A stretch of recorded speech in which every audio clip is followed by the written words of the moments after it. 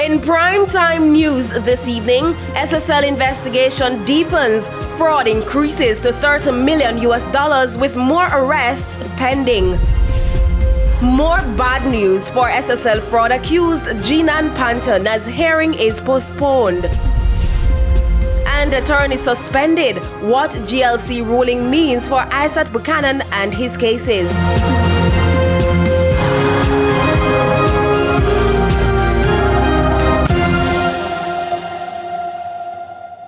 Good evening and welcome to Primetime News, live on air and online at onespotmedia.com, and also to our viewers on TVJ International in the Cayman Islands. I'm Herman Green. And I'm Janella Precious with a preview of what's to come in business news. Here's Javon Keys.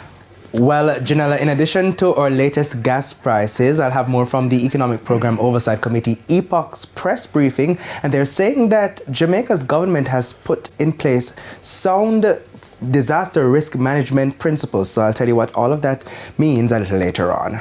Okay, and for sports, a preview of what's to come in sports, here's Jermaine Brown. Well, thank you, Herman. Well, Leon Bailey, he has had his struggles recently scoring for Jamaica, but not quite so in the English Premier League.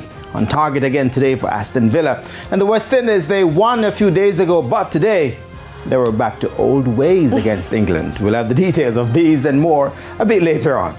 Are you really surprised? Are you really surprised? I don't know. There's also sports commentary, E-Prime, and weather in this newscast. But before the break, the feedback question. And our question this evening: how has the SSL fraud case impacted your view towards investing? You can share comments online, facebook.com/television Jamaica, and post on X at TVJ News Center.